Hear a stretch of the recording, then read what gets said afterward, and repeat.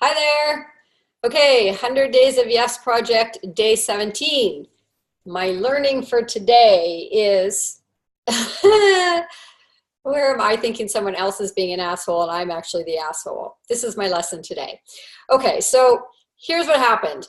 Um, there's a car detailing company in town, which I had never heard of, but found out about them. And they come to your house, they get the car, take it to the shop, detail it, and bring it back to you, which I thought, this is fantastic. So I booked the guy, and he shows up in my driveway to pick up the car, and I come out and we shake hands and introduce ourselves. And he opens the back door of the car and looks in the back seat, and there's quite a bit of dog hair on the carpets, which I had told him I had a dog. And he said, okay, well, so some people are super picky and they want every single hair gone, like not one left. And if you're one of those kind of people, it's going to cost you $100 extra.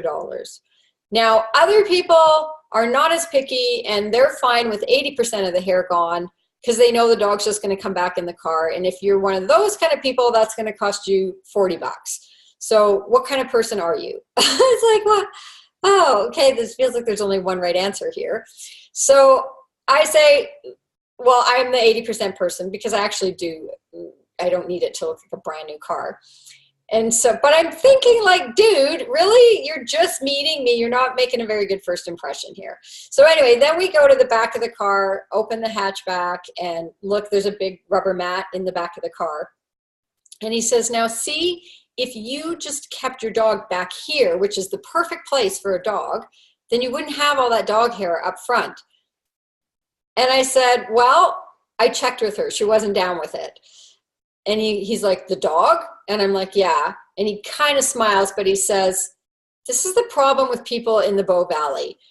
They let their dogs tell them what to do instead of telling the dog what to do. I grew up on a farm where the humans tell the dogs what to do. So I'm really like getting set back on my heels by this guy now. We walk back around and we go to the front of the car and he opens the door and he's like, see, even here, there's dog hair. And I'm like, I know, you grew up on a farm. Dogs belong outside. He said, I'm not saying they belong outside, but they don't belong on the furniture. And you don't let the dog tell you what to do. It's a dog. You treat it like a dog, which is like my biggest button when somebody says it's just a dog, like somehow puts dogs on a lesser level than human beings. So I'm really thinking, screw you, dude. Like, I'm going to take my keys back and you don't get my business. I'm not interested in doing business with you. This is what's going on in my head. But I hand him the keys with a smile and say, okay, call me when it's done. And off he goes with my car. And I come back inside and I had not done my journaling that morning. So I sat down to start my journaling, which is like this just stream of consciousness writing. Whatever's going on right now, I write it down. And so I write, I am offended. I am so offended by this guy. I'm both offended by how he holds dogs in the universe, but I'm also offended that I'm a brand new customer and he should be trying to get me to like him. And instead he's telling me that I'm wrong and he's right. But I've been doing a lot of work with Byron Katie lately, which is that you question every thought that you have. And so I look at it, I am offended. Can I absolutely know that that's true?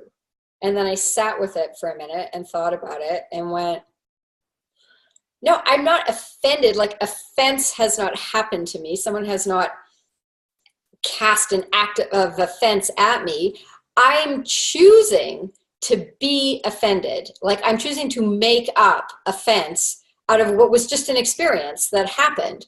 And I could really see that that was true, that he was just saying what was true for him, and I was turning it into all these rules about who he should be and how he should be, and how I'm thinking how who he's being is wrong and I'm right, but he's actually being way more authentic than me because he's saying what he thinks and I'm keeping it to myself. So it was really cool to see that I was in this story of offense that was absolute bullshit, really, it was. And so I set it down and I let it go. And I realized something that I'd also heard from Byron Katie about I get to have my worldview, and he gets to have his worldview. And if his worldview is different than my worldview, bonus, I get to have two worldviews to play with and be curious about and consider, which is way more expansive than only having one worldview.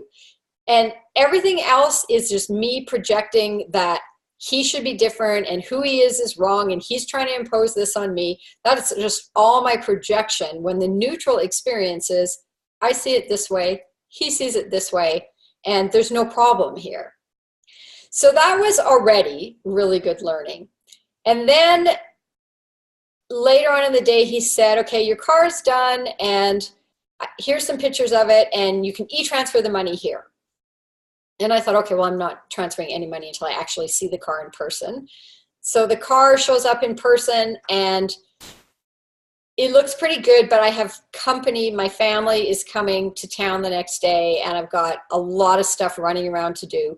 So I had texted him and said, okay, I will pay you later today. And my intention was just at some point that evening when I was done all my other stuff, I would pay him. So then he texts me an hour later and says, just send me the password when you've sent the money and let me know when you sent it. And I send back a thumbs up. And then a couple hours later, I had to go to another town, and I'm driving back from that town, and my windshield washer fluid level light comes on that it's low. And he had said, part of the service, we checked all your fluid levels and everything. That's part of what we do, and that's all been done.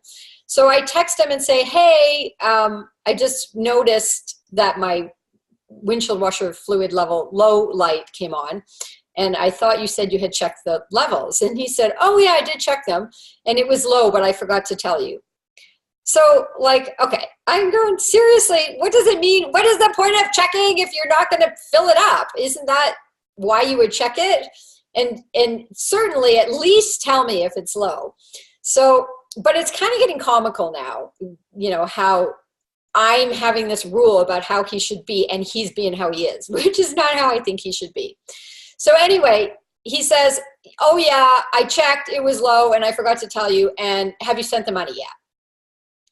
So now I'm like getting poked, like I am so triggered, right? And I've got other things that I'm doing that are a priority to getting this guy paid like right this second. So I write him this big long text saying, oh, I'm doing this, and I've got family coming, and and all my reasons why I will get to paying him later, which is hilarious in itself, because in the time I did that, I could have just paid him. But I'm like, it's the principle of the thing, right? So anyway, I then delete all of that. Like, he doesn't need to know any of that. And I write him a text and say, is there a reason that you don't trust me? I said I would pay you today, and I will pay you today. And he wrote back and said, no problem. I've just never had anybody wait to pay before. And, you know, I'm like, how is this waiting to pay? It's not even, it's the same day. It's like, it's only been 3 hours since you did the work. But I noticed in my head that I was both working with what is my yes and what is my truest yes. My truest yes is there are some things that for me feel important to make a priority ahead of sitting down on my computer, going into online baking, sending him an e-transfer. And they are getting my home ready and my space ready for my family that's arriving first thing in the morning. And when I'm done that, then I'm going to sit down after my dinner and I'm going to pay him. And the only thing that was the no, it wasn't him saying, have you paid me? Have you paid me? Have you paid me? The no was me not giving myself full permission that that's what was true for me. I was letting his constant asking make me question if it was okay for me to pay him when I was ready to pay him. So I was starting to get resentful and make up this story about how he's pushing me and why can't he just like trust that I'll pay him when I pay him.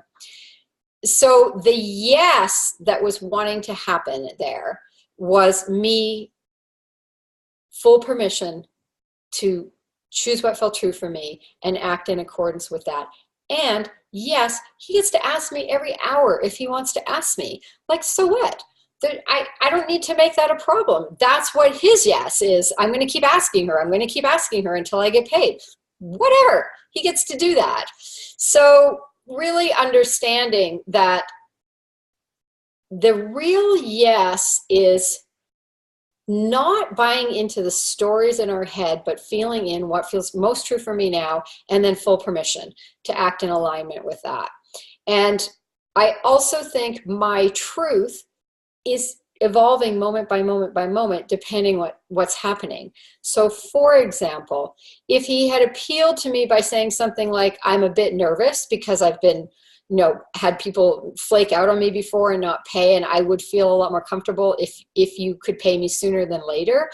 If he had said something like that, then my truth very likely could have changed, that my yes then would have been, okay, let me take 5 minutes and sit down and pay him right now. So also being open to what my truth is a response to whatever's showing up in the moment.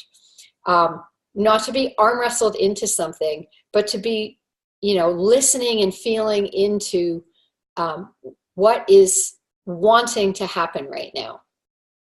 So I'm not sure how succinct I was in that, but that's my unedited version of my dance with yes on day 17.